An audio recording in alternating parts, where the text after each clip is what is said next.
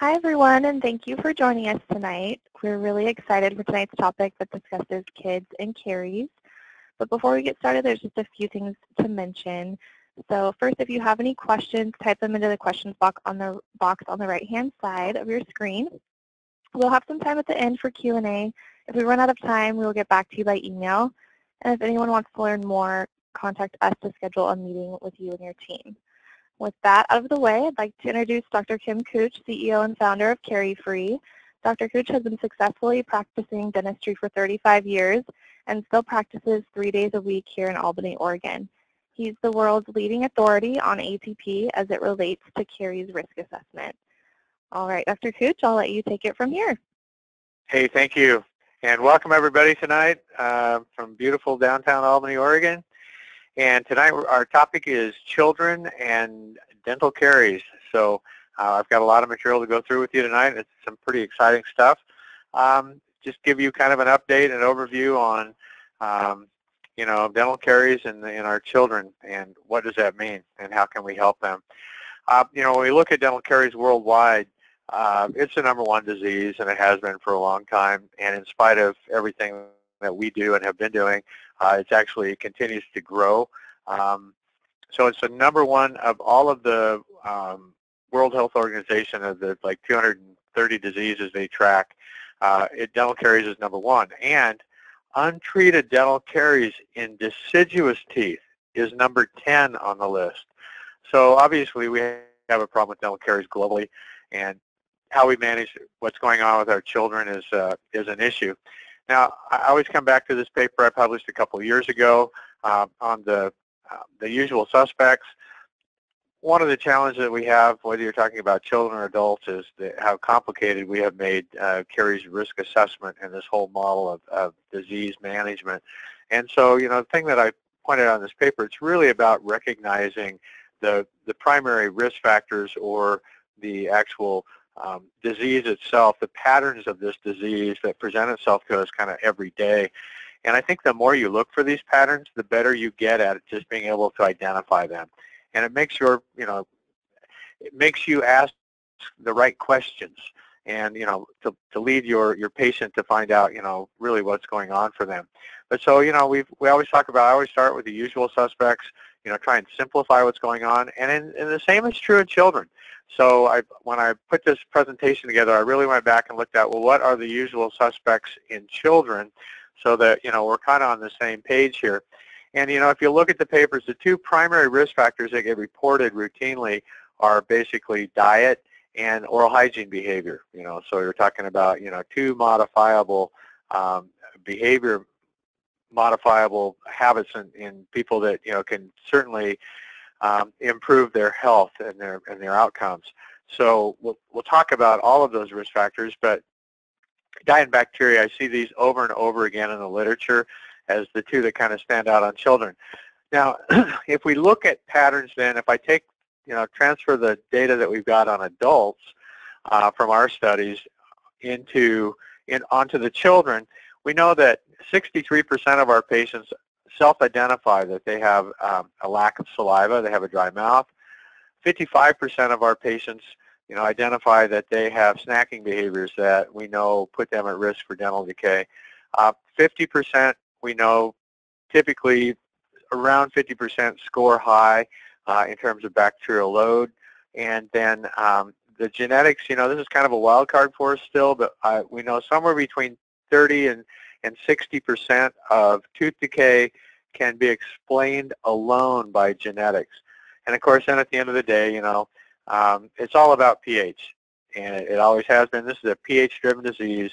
Those prolonged periods of low pH in the mouth, lead to irreversible mineral loss out of the teeth and cavitation. So those are the risk factors as we take them from adults, and we don't really have this kind of data on kids, but it's interesting to take a look at what we do know. And when it comes to saliva, the biggest risk certainly for hyposalivation or xerostomia in children is medications. And this data comes from 2013 from the Mayo Clinic proceedings. 70% of all Americans, and this was across every age demographic, 70% of Americans take at least one prescription medication per day. And, you know, when I look at this data, it's shocking to me. But if you stop and think about it in your practice, you know, like I always ask my new patients, you know, what medications are you taking? And it was kind of funny because I had 2 patients yesterday that were, young adults. They're in their 30s.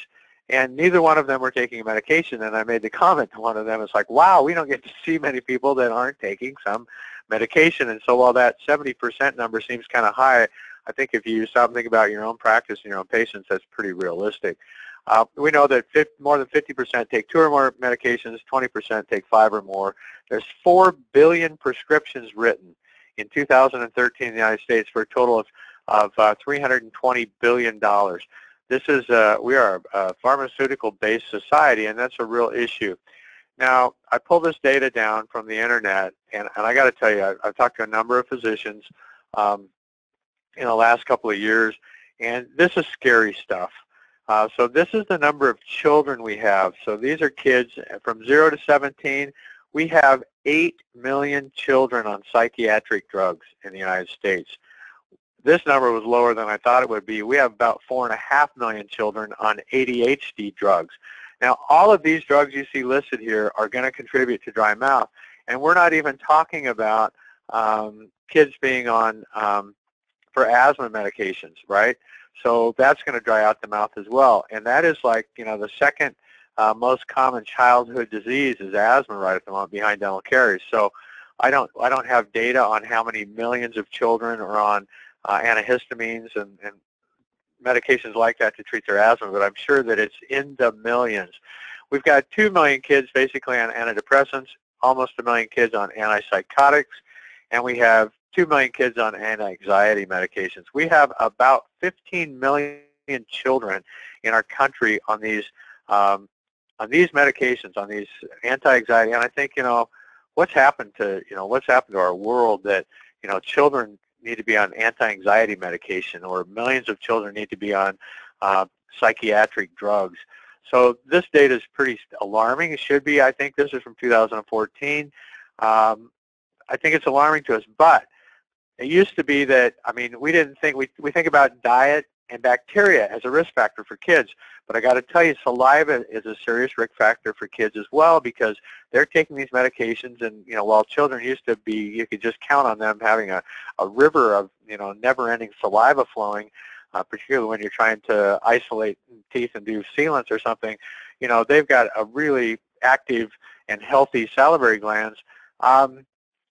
Isn't the case anymore. I mean, these kids are on all these medications, and so, you know, saliva is a risk factor for our kids. And, you know, there's a risk for these ADHD drugs and dental caries, and, you know, the best thing that they could do is, you know, to get them into do dietary counseling and home care instruction for these kids, making sure that they reduce their consumption of, you know, cariogenic, you know, foods and drinks. And we'll talk about that more as we get into diet tonight. But we really, you're talking about a kid, so you've got to have the parent included in on this discussion, and hopefully they have a responsible parent in the house. And, you know, for a lot of kids that we see, we know that's not the case as well. This was a study I thought that was pretty interesting. It was 1,062 kids that they looked at. They started looking at them at 7 months. They looked at them at 3, 6, 9, 12, and in 16 years. And what they found was that in terms of the salivary flow, the group that had the highest salivary flow rate had the highest fiber content in their diet.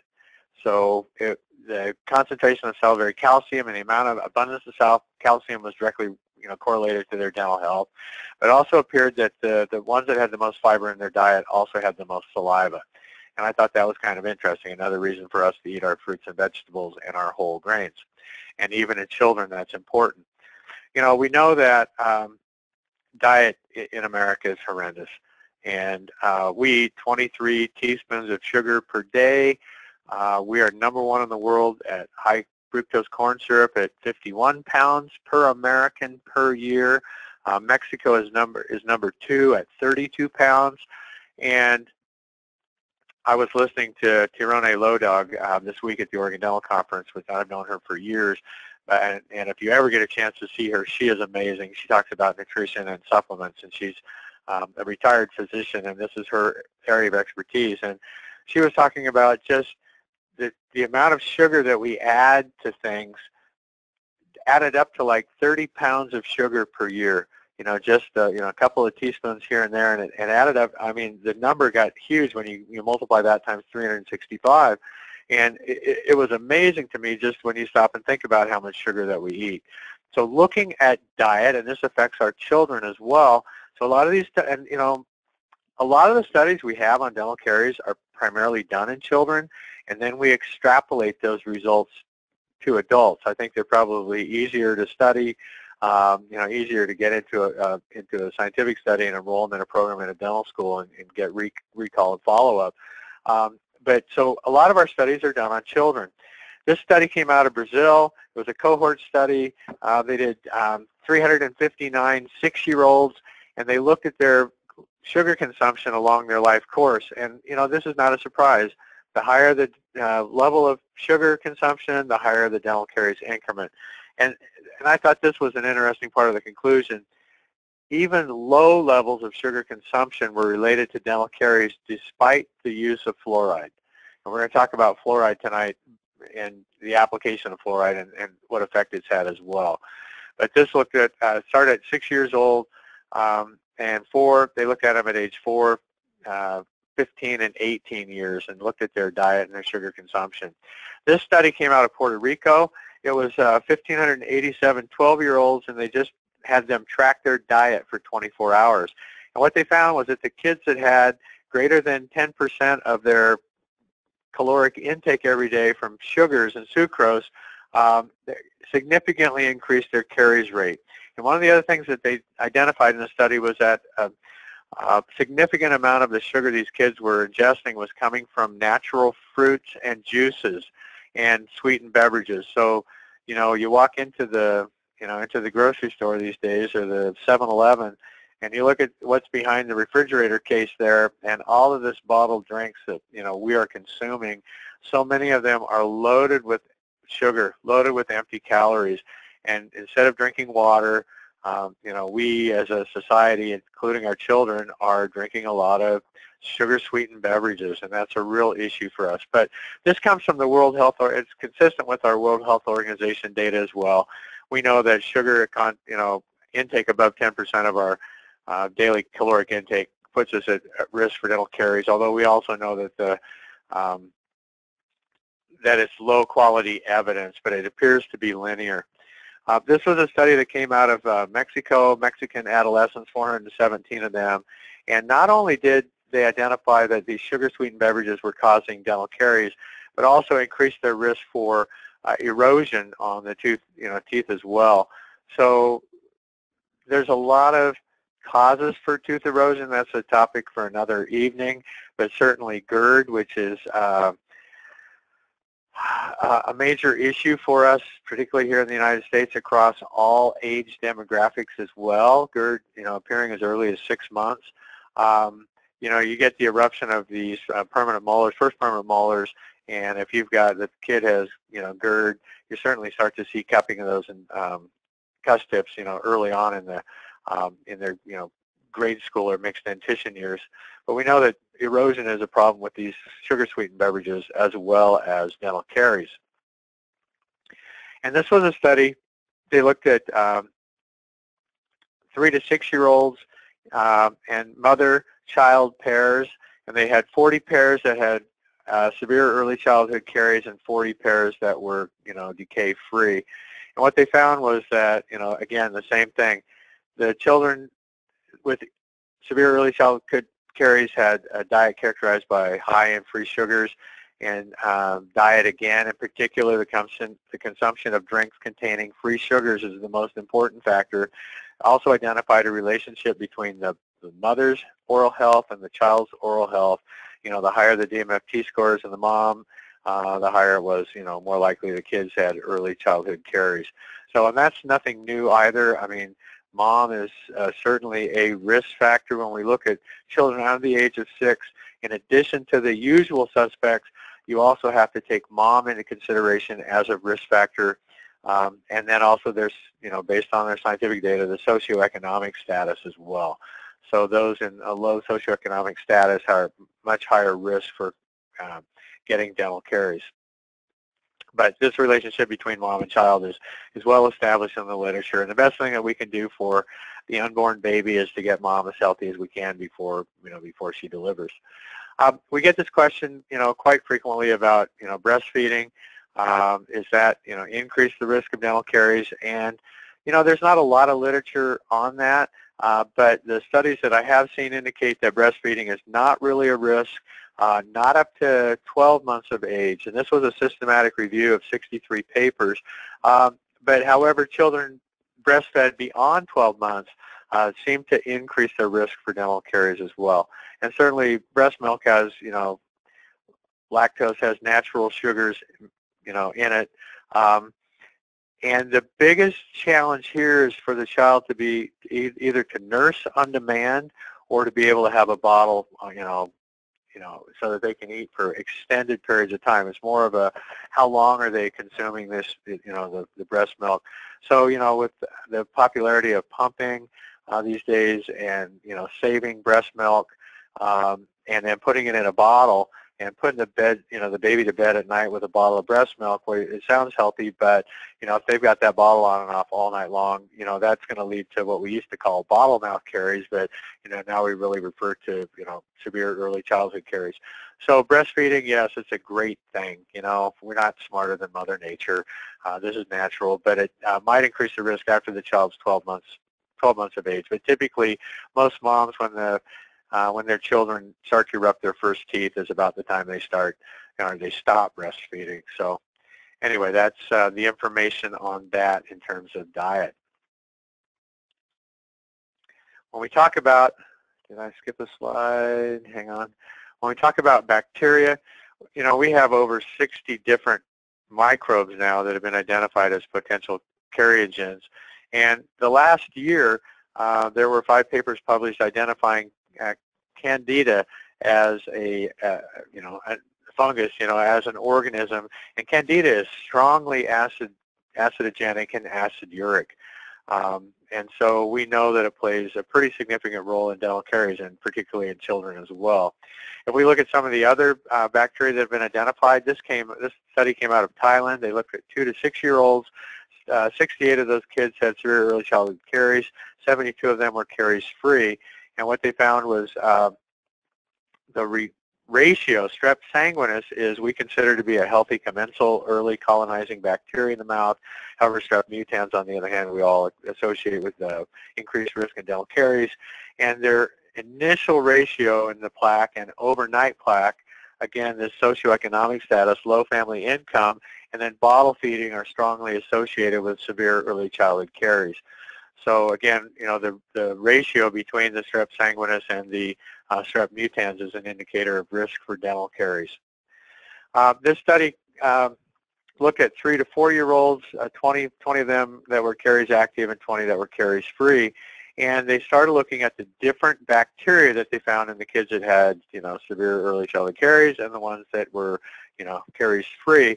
What they found was that an increase of several species in the kids that had dental caries, particularly Rothia dentacariosa, which has been long established as a cariogen, and then Fusobacterium periodonticum was found in higher levels in children that were healthy.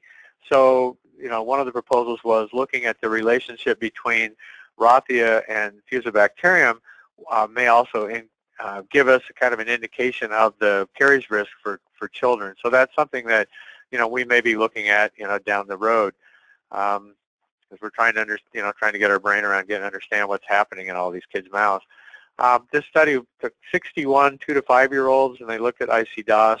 And again, this was one of the studies looking at Candida, and the children that had the highest levels of Candida had the highest levels of their caries rate. And not only Candida albicans, but also Candida dubliniensis, which has been identified in a couple other studies this year as a cariogen as well. But we have a difficult time being able to identify or separate the two when we do DNA analysis being able to identify W-enensis tends to appear as, or show up as Candida albicans. So we've had a little trouble separating those two, but certainly we know Candida is a factor in these kids. And again, another study on Candida W-enensis, and again pointed out the fact that this could be underestimated because we've had difficulty differentiating between that species and Candida albicans.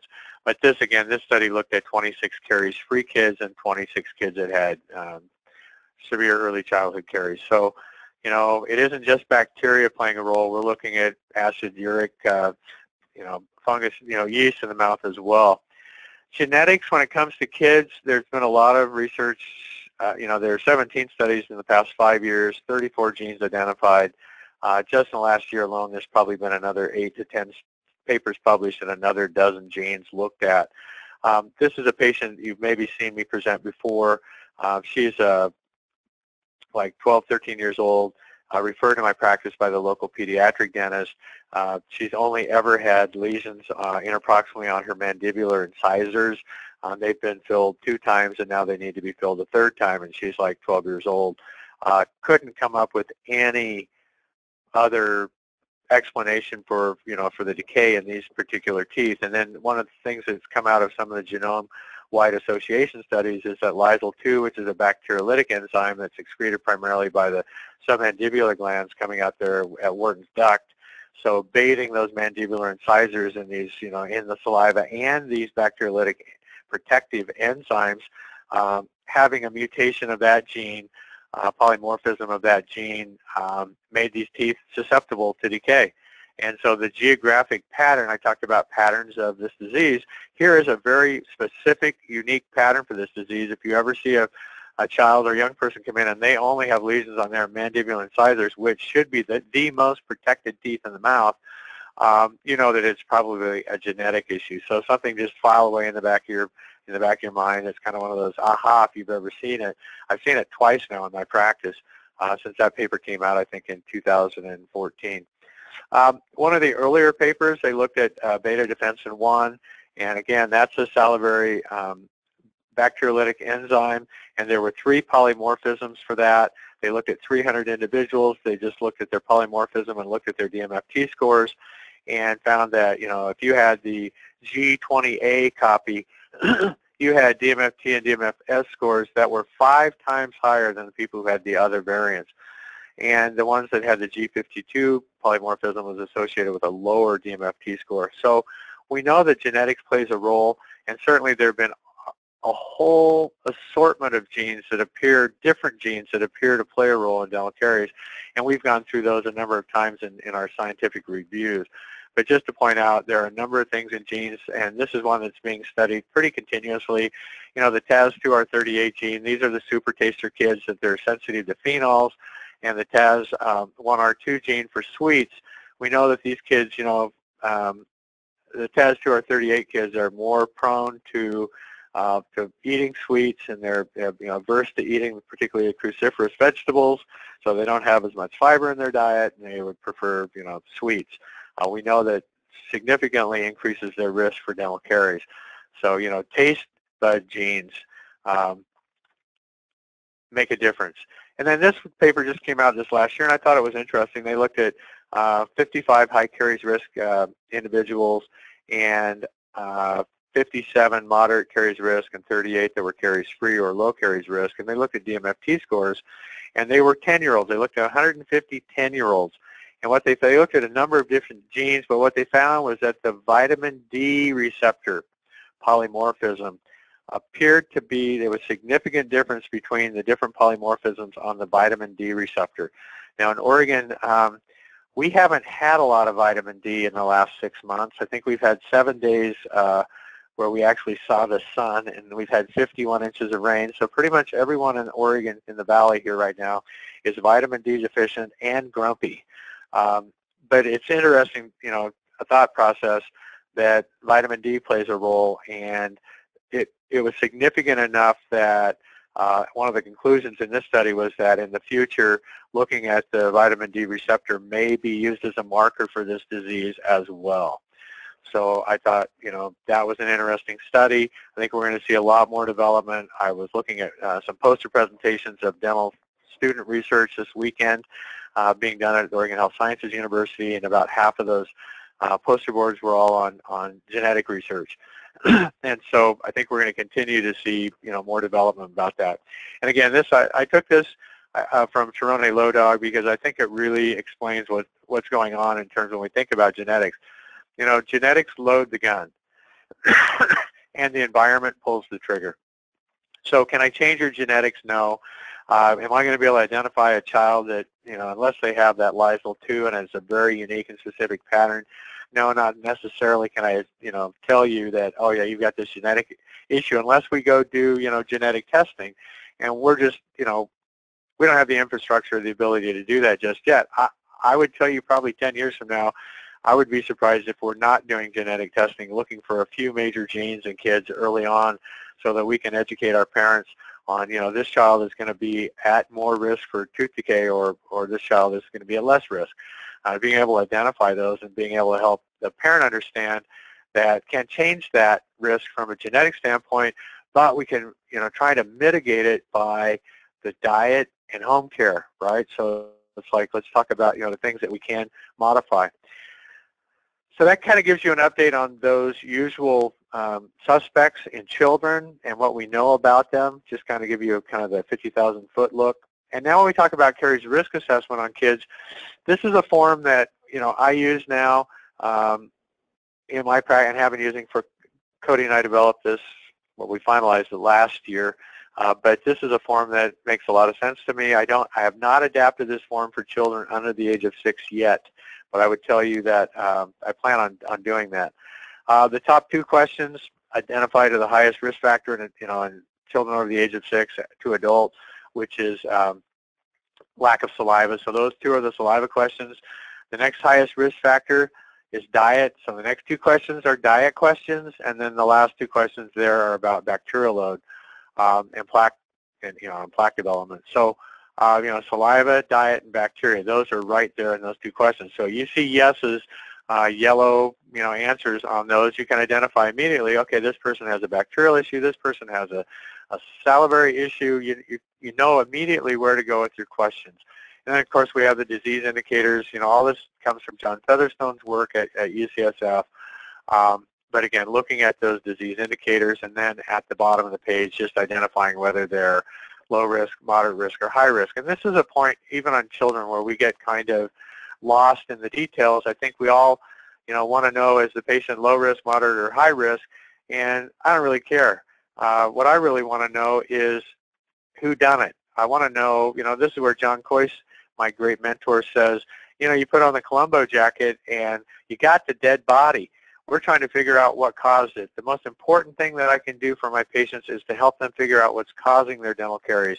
Because if we can figure out the exact cause, they have the opportunity to get healthy. I mean, it's still going to take a lot of participation and behavioral change maybe on their part, but at least they have the opportunity to get healthy. If we never identify what's causing their disease, we're going to drill and fill until they run out of teeth or die. And that is stupid. That's the only word I can think of for that approach. So here's a study that looked at kids and looking at caries risk assessment. This took place in South Australia. And what they found is that caries risk assessment was predictive on, clinicians did really well predicting future decay on kids that had high caries risk, but then on children that had no caries or low caries risk, we were not great at predicting their future caries experience. So the camera seemed to work well or best on children that were already high risk in terms of being a predictive factor going down the road. And this was this is a study that came out of Korea looking at mother and child pairs. And again, the mother's oral health status was significantly associated with dental caries in their kids, even after adjusting for child-related variables. So again, looking at the family unit, having that conversation with mom, making sure, or whoever is the primary caregiver, typically we associate that with mom, but it may be dad, or it may be a grandmother, it may be nanny. I mean, it could be whoever it is, but being able to have that conversation with the primary caregiver so that we can help educate them on the primary risk for kids. And, again, we're talking, I think the two most frequent usual suspects that I see in the literature are, diet and bacteria. But again, I think that saliva is major when you look at the number of kids on the number of medications in this country. So looking at the DMFT score on mom, that certainly we know that correlates to the risk factors for the kids. If we look at restorative issues on children or on young people, so when we talk about restorative, in my mind, I think about remineralization and restoration. And so remineralization, number one, these studies, we could have an entire day lecture on fluoride alone, and sealants. But this was 476 3 to 6-year-olds. They looked at them at 0, 3, and 6 months. Looked at their DMFT scores, and fluoride varnish was, clearly reduced the DMFT scores over that period of time. So I think most everybody here is using fluoride varnish in their practices. That's like the best vehicle to, for an in-office fluoride treatment. Excuse me. And fluoride varnish up to 4 times a year. On your high-risk kids, even adults, fluoride varnish every 3 months. Now, there has been research that's been done that indicated that more frequent than every 3 months did not increase the benefit. So we know that's kind of the sweet spot. So I would say, up to 4 times a year on these kids and your adults for that matter. Then we also know that sealants work.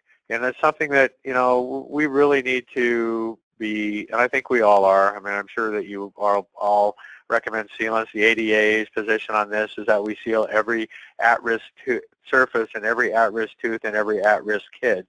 And it just makes great sense. And pit and fissure sealants work, but again, they work when they are monitored and maintained. I think where we've gotten into trouble in the past with our pit and fissure sealants is we just sealed over decay, the pit and fissure sealant started to leak, or maybe you didn't see the child again, or the patient came in from some other practice and hadn't been in the practice for hadn't seen a dentist for 8 or 9 years, and now suddenly you've got this bombed out tooth underneath the sealant. And we're quick to blame the sealant, but the fact of the matter, if you look at the data, sealants have very good outcomes, but they have to be monitored and maintained. So use of fluoride and sealants together certainly is a great preventive measure. In this study, they looked at 64, 7 to 10-year-olds, and they looked at kids that had at least 2 teeth that had an IC-DOS of at least 0 to 2.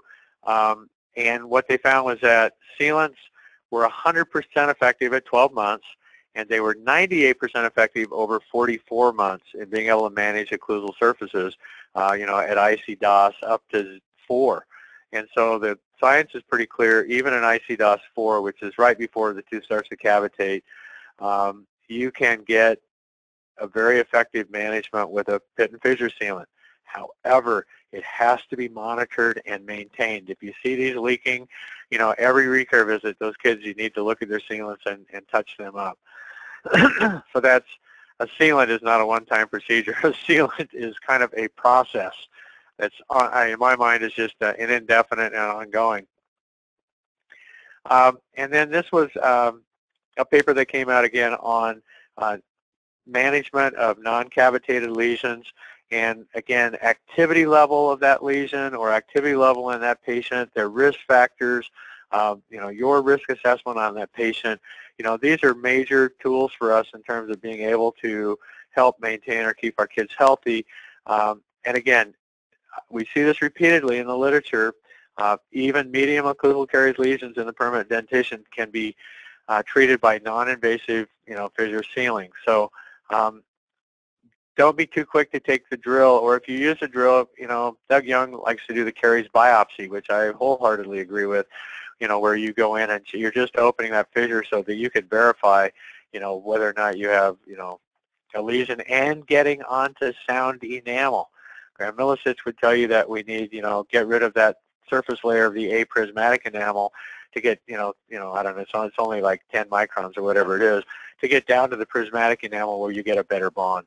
So, those two things you might just add into your armamentarium or in the back of your mind. But certainly, we need to be consistent with our use on pit and fissure sealants and fluoride varnish. This is a paper that came out of Australia again that looked at 254 3-year-olds, and I thought it was kind of an interesting conclusion, but they were looking at the atraumatic restorative technique, which is basically you just take a spoon excavator, you scoop the crap you can get out, and then you put a glass ionomer in, you just squirt it in, and you slap some fluoride varnish over the top of that. I mean, there's nothing intricate about it. It's just a gross debridement, and so you're not anesthetizing the kid. You are not using a drill. You're just going in and just trying to atraumatically try and, get your fingers, literally plug the holes with some glass ionomer, get your fingers in the dike. But interestingly, it seemed to provide an alternative approach, but it had the same level of dental anxiety as a standard treatment approach. But we're talking about 3-year-olds, so I thought, gee, I thought the atraumatic would be less traumatic. Maybe we need to rename that procedure. But again, that's certainly a valuable option for you. We're going to talk about silver diamine fluoride, because I think that's maybe even ahead of the ART in terms of the tools that you pull out to use. I included this paper, and I didn't get a chance to add the study. There was a study just published this month in fact, it just came out this last week, on the Hall technique, a 10-year review. And Dr. Hall published this technique first 20 years ago. And if you're not familiar with the Hall technique, basically it's a non-prep stainless steel crown. You basically take if you've got these really severely decayed primary molars, you just fit a stainless steel crown and cement it right over the top of the tooth. And this has really great outcomes in terms of both from a decay or restorative standpoint and also from a behavioral standpoint, both for the patients, the parents, and the dentist in studies evaluating, the anxiety level as a result. So the Hall technique is something that works really well. And now they have, I've been using it for 20 years, and they have 10-year data. It was 100% effective in the UK, 100% with no adverse outcomes. In Germany, it was like 98% with no adverse outcomes. So, I mean, the data is really impressive when you look at that. So, if you treat a lot of children, I certainly recommend looking into the Hall technique. Now, when we talk about therapeutic strategies, so that's for restorative. When we talk about therapeutic strategies, then we look at fluoride, antimicrobial agents, xylitol, pH strategies, calcium phosphate, and silver diamine fluoride, and probiotics. One of the questions that keeps coming up in the research right at the moment is, based on all the amount of fluoride we have now, fluoride treatments in the office, fluoride rinses, fluoride toothpaste, people have so much fluoride exposure. Is fluoridated water still relevant? And there have been a couple of studies, and I referenced one of them here. This occurred in Queensland, Australia, out of Townsville, which is a very high decay rate area in Australia. And they fluoridated the water, and just after 36 months, it reduced the DMFT scores, in spite of the fact of all other fluoride sources. Even just fluoridating the water after 36 months had a 19% reduction in the caries experience.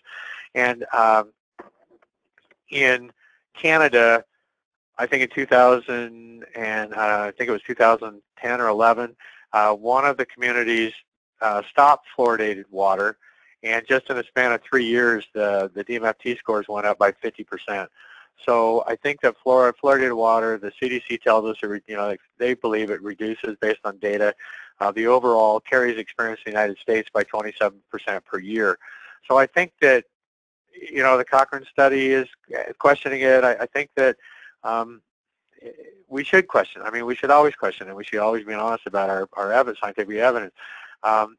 I tend to think that fluoridated water still makes a difference. This was a Cochrane report that came out in 2015 and said that there was data to support the fact that it does reduce the decay rate in primary teeth and permanent teeth in kids.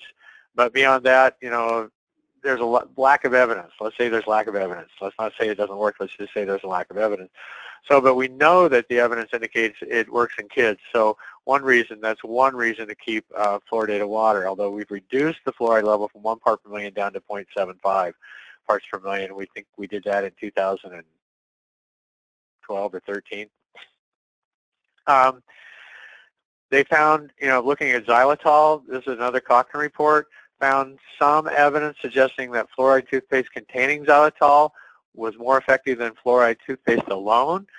However, there was a high risk for bias because the two studies came from the two researchers on the same two populations. So we do know that xylitol-containing products do prevent transfer of strep mutans from mother to child. There's a lot of information on that. I'm still a xylitol advocate, and there was a systematic review that just came out, and it looked at all different sources of xylitol, and they ended up looking at, doing a meta-analysis on 16 papers just on xylitol, and the conclusion was in every study, xylitol was found to be an effective strategy. There was significantly an improvement over in the test group versus the control group, and it was found to be an effective strategy as a self-applied caries preventive agent. So something that patients could self-apply or use at home. So that's the most current systematic review that came out, in January. So you've got the latest information on xylitol. So again, I continue to be a xylitol advocate, and again, we've got enough papers to talk about it for an entire webinar just on the transmission of mutant streptococci from mother to child and their salivary mutant streptococci based on use of xylitol. So keep that in my armamentarium. There have been a lot of studies looking at these specific microbes and how they associate themselves along the pH gradient, both in the biofilm itself on the teeth and also within the lesion itself and a caries lesion. So, pH still appears to be a potential strategy for treating this disease. I'm a firm advocate of that as well. That's how Mother Nature solved the problem with our saliva. That's what protects our teeth, and certainly you've seen people like Philip Morris continue to advocate for pH as a potential strategy. Fluoride rinses. Again, this was a Cochrane study or report that came out in July of last year, 37 trials, 15,000 children, and fluoride rinses appeared to reduce the decay rate by about 27%. It's pretty interesting when you look at this data. There's so many studies on fluoride that come out at 27%. It's interesting. So we know that it's kind of consistent, and it kind of reinforces that, well, that's probably what we can expect from fluoride, whether it's in a rinse, whether it's in a water, whether it's in a gel, whatever it is, somewhere in that 27 to 30% reduction of decay rate by use of fluoride.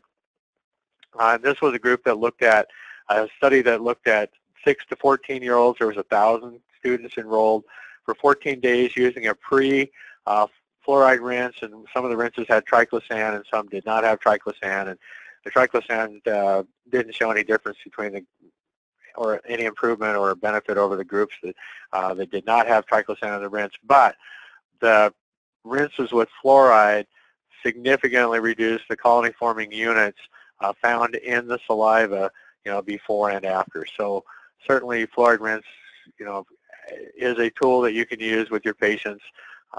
We know there's a benefit for fluoride rinse, whether it's a 0.2 or a 0.05% fluoride rinse. When we get to silver diamine fluoride, and I use that, I advocate it. Again, it's not for everybody, but again, it comes down to risk and benefit. The patients need to understand, they need to be really clear that it's going to turn these spots black, like jet black. And if they're okay with that, because we're avoiding maybe a trip to the OR, we're avoiding putting the child under the risk of morbidity and mortality of a general anesthesia, or saving the parents a $12,000 a bill for an operating room procedure. It works. It works very well in kids. I've had, I would say, mixed results in adults, but it's consistently. It's by the you can count on it on children. Even interproximal lesions, I've arrested on some kids. So adding that works really well, and you can charge for it. We have the Caries Arrestment Medicament Application CDT code, D1354. So certainly make advantage of that. But here's a patient. This came from one of the papers that was published a few years ago, but just a patient example. I mean, if you've never used this, it turns the teeth black. I'm not the healthy enamel, but it turns these lesions, I want to say that. It turns the carious lesions black. But it arrests it typically, and so it gives you an opportunity now to go back. You've got your fingers in the dike. You've got this arrested. You got time to go back now and figure out how you're going to restore or get this patient healthy and work with that. So Advantage Arrest is the company, and if you haven't tried it, I'd recommend trying it. Be advised, not only does it turn those spots black, it turns anything black. So if you get on your Formica, it's like the permanent of permanent markers. If you get it on your clothing, you have a black spot that ain't going away. So just be really careful in handling it because it stains everything, and it will stain soft tissue. And I've had a few dentists call or email me and ask about that. It will stain soft tissue, but it's transient. It binds to protein, and so the pellicle layer on the protein, on the soft tissue, if you get a little on there, it may stain it black for like 2 or 3 days. I've never seen it last beyond 3 days. So it's not an issue, not something to be concerned about. But if that happens, just tell the patient, tell the parent, yeah, we got a little stain there. 2 to 3 days, it's going to be gone. Not a problem. So it's safe and effective, and I would recommend it as a tool. Again, not for everybody, but there are going to be instances where it's a really handy tool to have. When we come to look at probiotics, I still have my fingers crossed for probiotics, although if you look at the data, the hard data, most of the studies come back that there's no significant difference in using the probiotic. The goal of probiotic is that it should be a living organism that has beyond nutritional value, and that it should become established as a permanent part of the biofilm. And to date, that just hasn't, those 3 criteria have not been met. However, continued daily use of a probiotic like milk in this one study, they looked at 261 2 to 3-year-olds. They followed them for 10 months. They measured it by ICDOS, and they found that it basically almost cut their new lesion increment in half by the daily use of probiotic milk. So, it has a place, but it's the problem with most of these when you look at them follow-ups. When they stop using the milk, the benefit goes away. So it's something, if you're going to use probiotics or recommend them, just be aware of the limitations that they have. But I have my fingers crossed that we're going to have some probiotic in the future that's going to accomplish all 3 of those goals. This I covered in our scientific review earlier this year, but I think it's pretty interesting, and we're doing sending out a blog on this as well. And when I look at my grandkids, this is how we learn today. They learn on these smart tablets and iPhones and what have you. And turned out that an education program on a computer program was as effective in improving the high-risk children's knowledge as a one-on-one educational experience in communication. So, one-on-one, face-to-face talking. So, I don't know what this says about us as a society going forward when we'd rather text than talk, but that's where we're at, and it is effective. So I think that was pretty interesting. So computer games may be as effective as one-on-one. I know that Peter Reckman and John Featherstone have developed My Camera at UCSF, and that's an app, and I think that's a very effective tool to help people follow and track their health. So we're going to see more of this. Just like our Fitbit, we're going to have, I guess, a Fitbit for your tooth decay. So closing thoughts that I have tonight, and then recommendations based on, again, position papers that have come out in this last year. Okay, so this was data on adults, 63% saliva, 55% diet, 50% bacteria, 45% genetics. I would tell you that based on my feel for this in the literature and experience clinically, the diet and bacteria are probably, and genetics are probably all about the same, whether you're a child or whether you're an adult. The saliva I don't have an exact handle on. It's probably less than that in kids, but it's probably in the 15%, maybe 20, maybe as high as 20, and it might be higher than that. But there's no research that I can quote and give you an exact data on it. But I'm just giving you anecdotally my impression on it, based on how I see it reported in the scientific literature and what I see clinically. But it is something to consider. So probably primarily you're looking at diet and bacteria. Genetics is the wild card.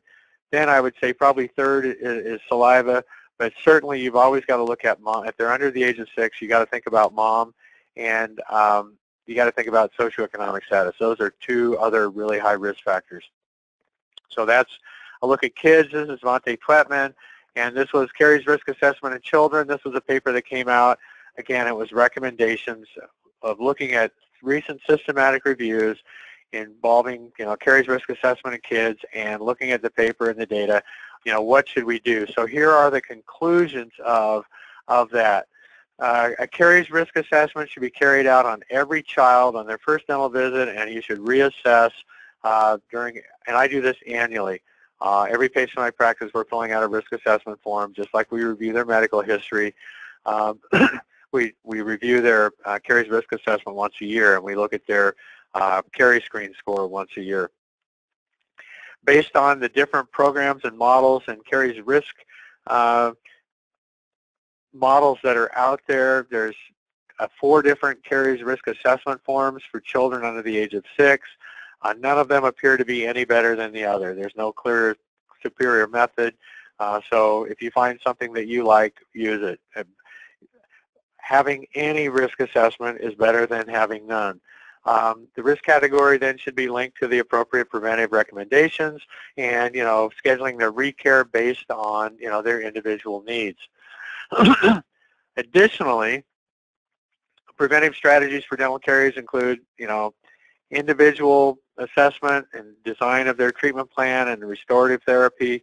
There's 2 last thoughts. There's strong evidence that restoration of teeth with incomplete caries excavation, which we know that on permanent teeth as well. The scientific literature in the last 5 years, paper after paper have come out saying we should not be removing all of the affected and infected dentin. Try and get rid of the infected dentin, but if you're going to have a POP exposure, you're better off leaving affected dentin in place and bonding over the top of that. Less risk of root canal, better long-term outcomes. So that we know. And then there's also, again, evidence that pit and fissure sealants should be used on patients that are at risk or surfaces at risk for dental caries, and even on surfaces that exhibit incipient non-cavitated caries lesions. So that kind of gives you an update on what we know about kids and tooth decay. Think about patterns of this disease. Think about your major risk factors when you sit down with a kid and look at them. Then think about how you're going to think remineralization and restoration, the potential for maybe silver diamine fluoride. Just figure, look at what you're planning on doing in terms of treatment. And at the end of the day, this is a pH-driven disease, and it all comes down to balance, a healthy balance. So I'd like to thank you, everybody, for spending the last hour with me here going through this. I hope that it was, I hope that you got something out of it. I hope that you found it meaningful. And I really, really do not take for granted your spending time with me when we do this. So I appreciate that. And I think we have time. We're actually kind of done early tonight, which is almost the first. And we have time for a couple of questions. Yes, awesome. So there were a few questions that came in, if you wouldn't mind answering some of those. So the first one is, are the products that you mentioned safe for pregnant or breastfeeding women to use? That's a very good question, and that's about as loaded of a question as they get. Right? Right. So let's put it this way. Nothing is safe for a pregnant or a breastfeeding woman to use. I mean, nothing. Water is probably even dangerous. But so it really comes down to a risk-benefit, and you always have to look at what's the risk and what are the benefits. So I would say, I don't think there's an issue with using any product that has fluoride in it or xylitol. I don't think those products are going to be an issue at all. Obviously, if somebody has an acute infection, we're going to we put those patients on antibiotics. I mean, we do that when they're pregnant. So it really comes down to how severe is the need. Obviously, we postpone restorative treatment until the second trimester. So it's because literally everything crosses the placenta and everything enters the breast milk. So whatever you use, we have to take that into consideration. But in terms of certainly the products I recommended tonight, fluoride xylitol, the CariFree products, I can't think of any one of those that I have any literature on that says that it's risky for a pregnant or breastfeeding woman. I don't know about silver diamine fluoride. The dose that we use is low. I mean, I wouldn't assume so. And again, if you're putting out a fire that poses an imminent risk that could lead to an infection during that, either their pregnancy or during the period they're breastfeeding, you're better off treating it than not treating it. So again, it just comes to risk-benefit, and that's a conversation then that you just have to have with the patient. Try and do your best informed consent, and then let them make the decision. I don't think there's any black and white answers on that. So I appreciate that's a really, really good question. Yeah. And it's a difficult one to answer. Yeah, it's very difficult. Thank you. So the next one is, since prescription strength fluoride is recommended for ages 6 and above, what would be the optimal care for kids under age 6 that are high risk for dental caries? That's another really good question. There's a lot of confusion on that. And again, I'm going to take us back to the risk and benefit ratio, because the risk is fluorosis of the permanent teeth. And then you have to weigh out is that risk worth taking in this child? Do they have severe early childhood caries? Is this something that, if we don't, use fluoride with them, do we increase the risk of them having pulp exposures and maybe a trip to the OR, and the risk of morbidity and mortality with general anesthesia on kids or sedation on these small children? So, you have to kind of balance those out. Again, this calls for a really good conversation with the parent. Now, if you're going to use fluoride on those kids that are younger than age 6, from age 3 to 6, you want to use a standard, 1,100 part per million fluoride toothpaste. Kids cannot rinse and spit until about, they shouldn't chew gum until, I've seen people recommend as early as age 4. With my grandkids, it's more like age 6, 5 or 6. And the same is true with rinsing and spitting. So I think we're really talking about a fluoride dentifrice or a gel, a xylitol gel. So I would tell you that for a child from age 3 to 6, you should use no more than the size of a pea, or even a half of a pea. And if you're talking about an 18-month-old whose teeth have primarily just erupted, from like 18 months to age 3, you should use about the size of a dentifrice of about the size of a grain of rice.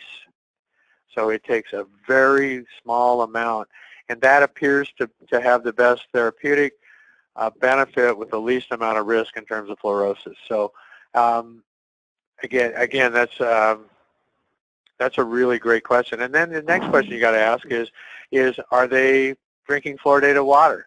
Right? If they're on well water, or if they're drinking bottled water, they're not drinking fluoridated water, or, then are they getting exposure? How much exposure to fluoride are they getting in the first place? So I think that warrants a really, just a quick but very detailed conversation with the parent. But again, it comes down to risk and benefit. And most of the studies indicate that it's worth taking the risk. I mean, if you've got a kid that you're contemplating using fluoride on that's under the age of 6 who's severe early childhood caries, it's worth the risk. In fact, a lot of those kids we're putting on the fluoride varnish 4 times a year, and the AAP, the Pediatric Dental Society, is kind of like recommending that the benefit outweighs the risk. Great. Yeah, definitely a case-by-case situation there. Yeah, so but I think too, Nicole, that it really it's good to frame it in terms of risk and benefit. When you're talking to the parent, I always, when you're looking at this, I always want to talk risk and benefit, because they need to be aware of the fact there's a benefit here, but there's also a risk, and then we have to make the decision. And and the patient ultimately has to make that decision, that call. Again, it really comes down to that, looking at it from a risk-benefit. Okay, excellent. Next question. Yeah. So the last one is, speaking of the xylitol being recommended, so how many grams of xylitol does it take in order for it to be therapeutic? Another great question, and that is anybody's wild guess. Depending upon, I don't mean to be evasive on that answer, but depending upon the scientific literature, depending upon what you read, I would tell you that under the age of 5, it really the xylitol is a dose dependent based on body weight. Let's put it that way. So let's look at their body size. On a child that's under the age of 5, most of the literature indicates somewhere between 4 to 5 grams per day. Once you get, so that's like what is that, like 4 to 5 pieces of gum. But again, we're not giving those kids gum. So then we need to look at how much xylitol is either in a gel, or are you adding it to their food as a sweetening agent, or xylitol lollipop. Certainly those kind of things are safe in children's hands. Once they get to be age 6, then we tend to look at that 7 to 11 grams. So the smaller they are, I would err toward the 7. And as they get, as they grow in body size and they, get to be teenagers, then for all intents and purposes, you could treat them like an adult and use, again, anywhere from 11 to 15 grams of xylitol per day. Most of the scientific literature I read is somewhere between 5 and 11 grams, based on age. You get too much past, like 20 grams, and then you start to have gas and diarrhea and gastric distress. So, there is a limit on, there's an upper limit on xylitol, but somewhere, let's say 0 to 5, 5 grams, over 5, over age 6, let's say, 7 to 11 grams. Pretty much consistent in the literature. Yep, great questions. Awesome. Well, thank you, Dr. Kutsch, for all that insight, and thank you, everyone, for joining us. Any questions that we didn't respond to will be answered in the next few days, and if there's a part of the webinar you want to hear again or miss, we'll be sending out a recording soon, and please contact us if you'd like to schedule a one-on-one webinar to go over the CariFree system, and I hope everyone has a wonderful night. Yep, thank you. Everybody have a great week, and thank you. We'll see you on our next webinar.